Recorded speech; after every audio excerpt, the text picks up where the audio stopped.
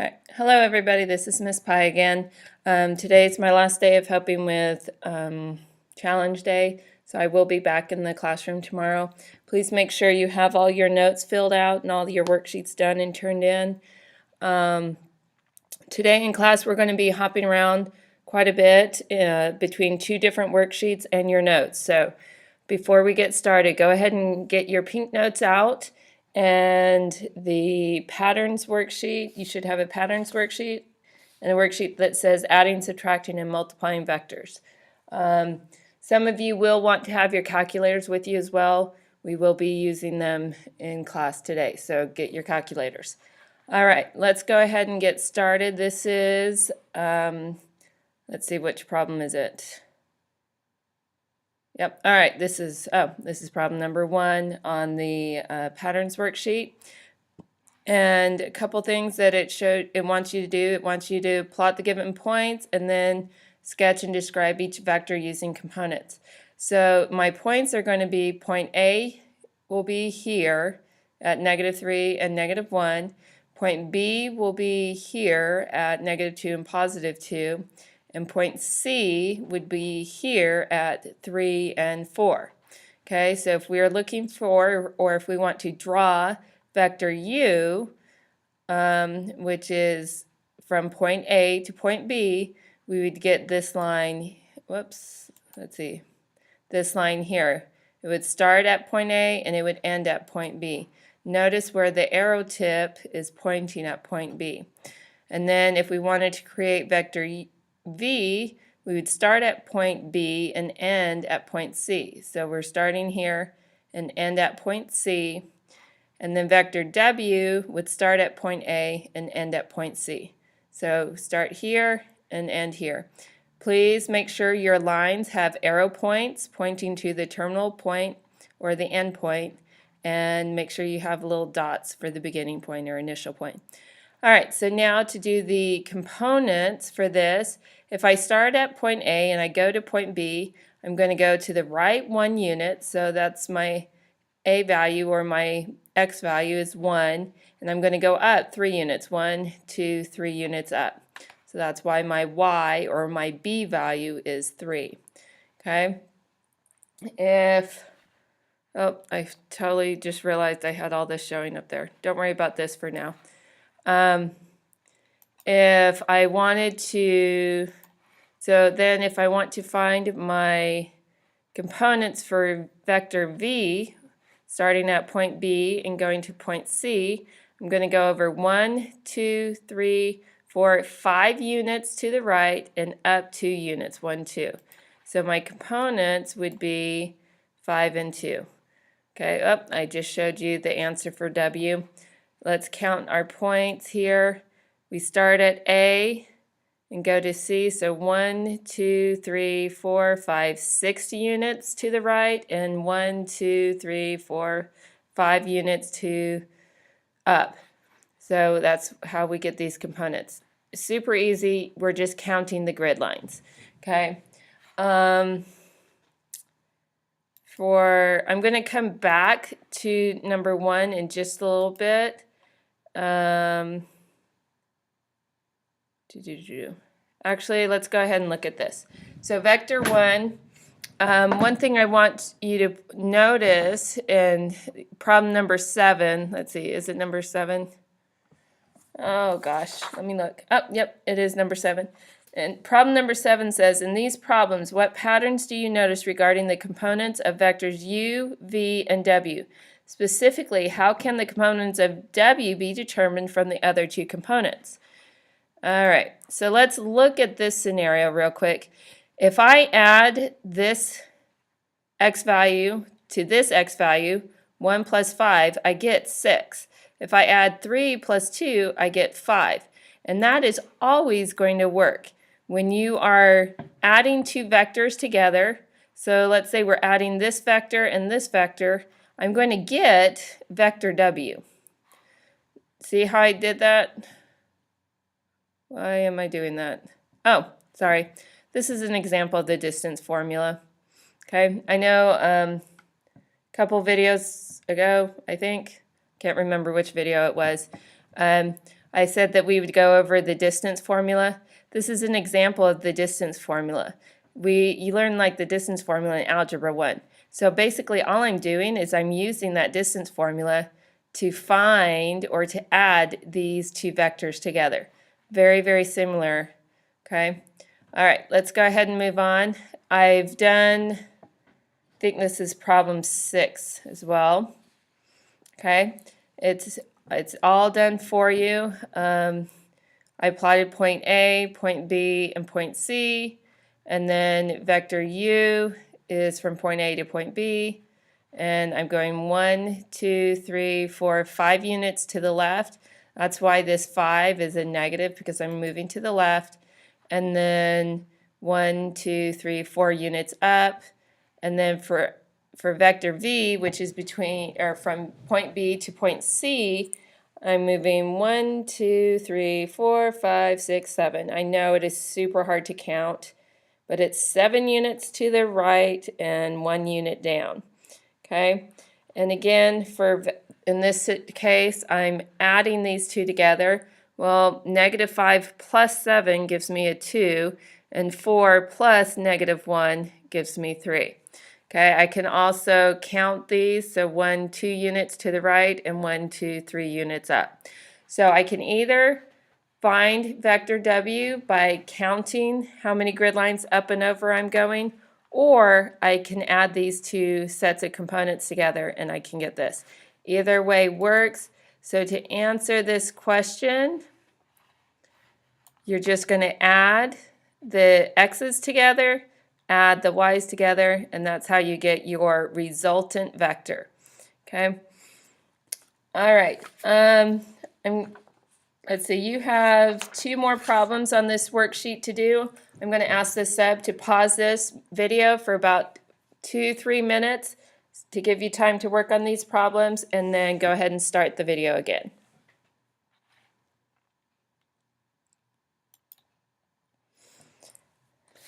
All right, let's go ahead and look at the other worksheet, adding, subtracting, and multiplying vectors, and your pink notes. Okay, this picture is probably very familiar to you. It's from, we started out the unit with this picture. We had the treasure map, and we had 2 different ways we can get to the treasure, by going up for 4 miles and then to the east for 3 miles, or by following this path right here on your hypotenuse and getting to the treasure that way. Okay, so what we're doing in this today is adding, subtracting, and multiplying vectors. You have seen them before, you've done it yourself before, you just probably didn't realize what you were doing. Okay, it's not going to be rocket science. It's going to be fairly easy to do. In fact, some of you probably have problems 1 through 6 already done on the adding and subtracting and multiplying vectors worksheet. It's really not that difficult, but there are some things I want to show you. So please, I know that it's super easy, particularly problems 1 through 6. 7 and 8 are a little bit more difficult, so pay attention, please. All right. So in this page, this part is in your pink notes. Anytime you add 2 vectors together, the result is called a resultant. So if in the directions you are asked to find the resultant, just know that you're adding those 2 vectors together. Okay. In problems 1, if you add 4 and 5 together, you get 9. Add 8 and 4 together, you get 12. Super easy, right? Well, what do you think is going to happen when you add -2.5 and 4 together? You end up subtracting. You have 4 minus 2.5 gives you 1.5. And -5.1 plus -6.3, you end up adding those numbers, but they are still going to be negative. So you get -11.4. Okay. So there you go. I'll let you work on the rest of those on your own in just a few minutes. All right, let's look at your pink notes again. This is in your notes. You will have a problem very similar to these on your test. that's coming up pretty soon. This is not a very long unit, so please, please, please do not ignore this. You need to know how to do this. So there's two ways to add vectors on your graph, or adding them graphically. You can do a tail to tip method. Most of my students prefer this method because it's pretty much less work. Okay. When you're doing tail to tip, you start at your starting point and then get to the end point of your first vector. And at that end point is where you start the second vector that you're adding. And then you just draw a line from the original starting point, or the starting point of your first vector, to the end point of your second vector. Okay? And you'll get this graph where it's just one triangle. Okay? So for problem number 7, they want you to add these together. Now on your worksheet, you do not have an X or Y graph, so you need to kind of guess where to plot your points. Please, please, please make sure your picture does not have to look exactly like mine. You might go ahead and start vector U right here. And if you do, that's fine, as long as the endpoint of vector V is still on the graph. You're fine. So let's say I start vector U here, and let's see, vector U, I'm going over to the right, to the left 3, excuse me, and then up 4, 1, 2, 3, 4. So I would end right here. There's my line, supposedly straight. And then vector V would start here, and I would go to the right, 8, 2, 4, 6, 8, and then down 1, and it's right here. Okay, so right there, this was already drawn for you.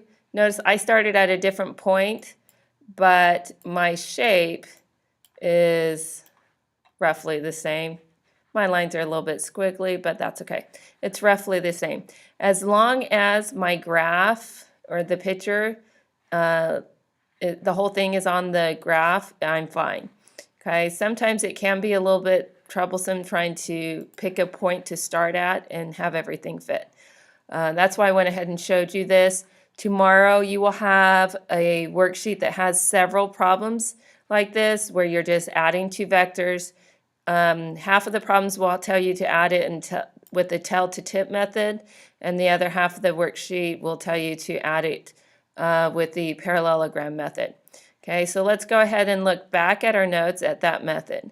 So with the parallelogram method, we draw a parallelogram. Okay, that's basically what we're doing.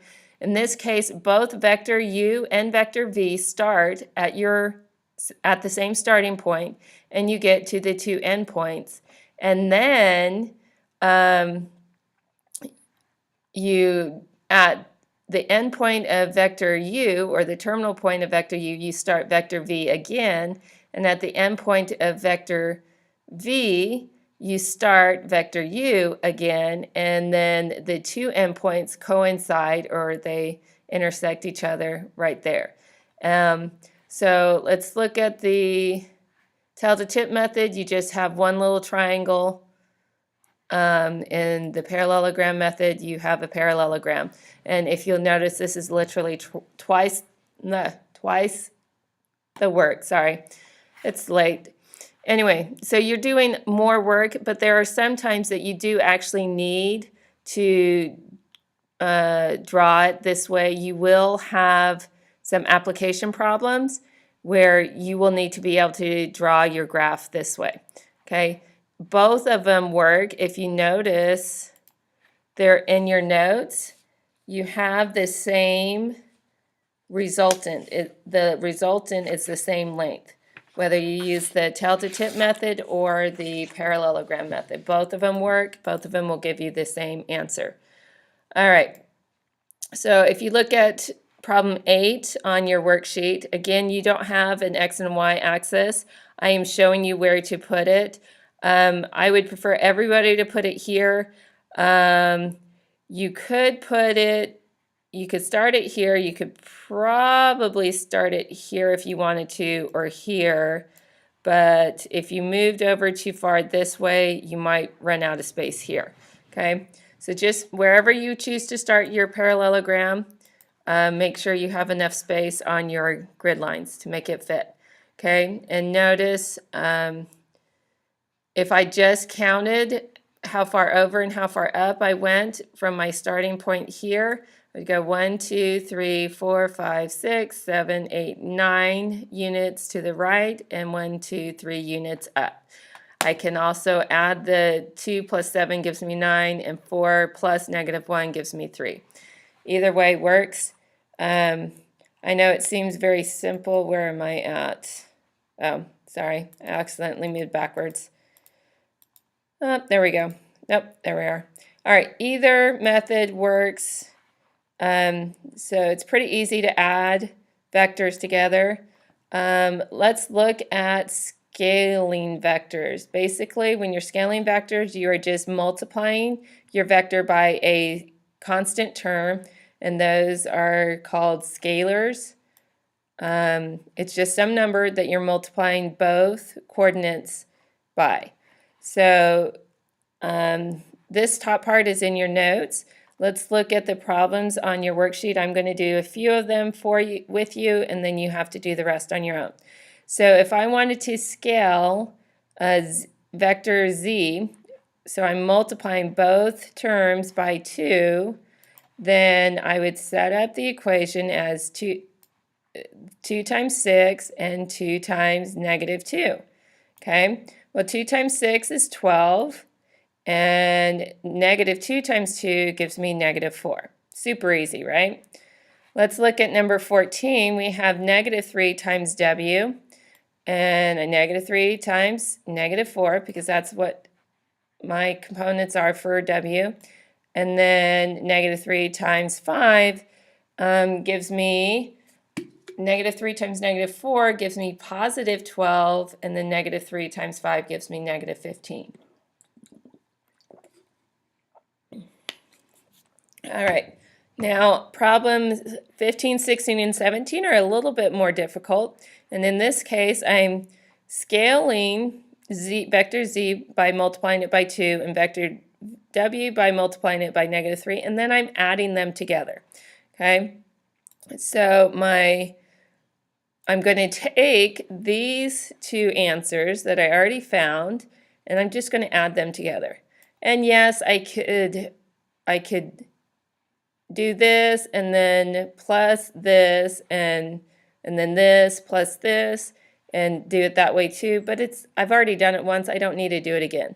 So I get 12 plus 12 and then -4 plus -15, and I just get 24 minus 19. Okay.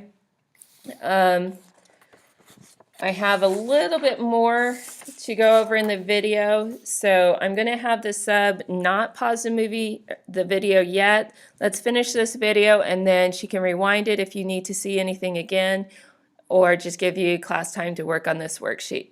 Okay, let's look at our next section, problems 18 through 21.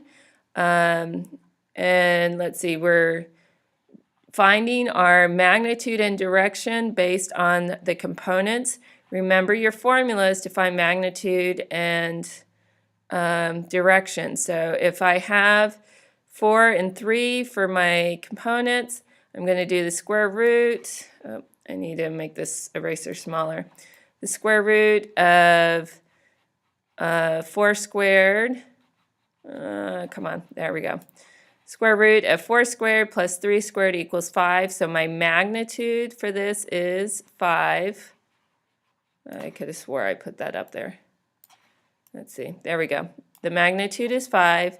And then for the direction, I'm going to do inverse tangent of 3 over 4, my b over my a. And when I put that in the calculator, I'm getting 36.9 degrees.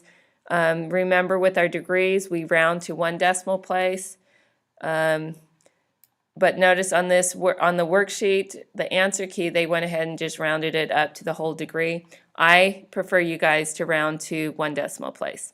Okay. Now for 19, 20, and 21, you're multiplying by a scalar and then finding the magnitude.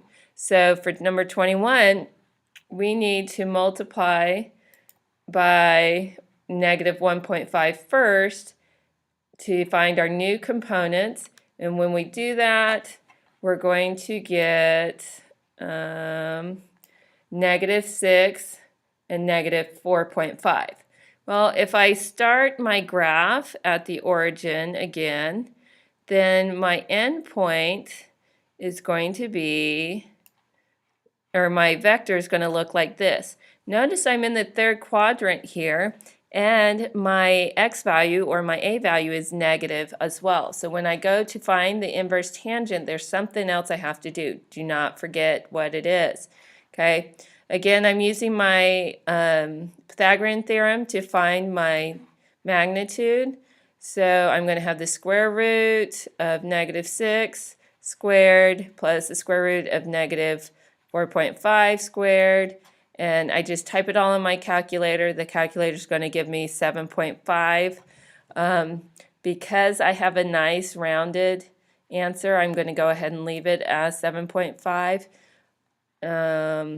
You guys know me, if it's some long decimal, when we're doing square roots, go ahead and leave it under the square root symbol, okay?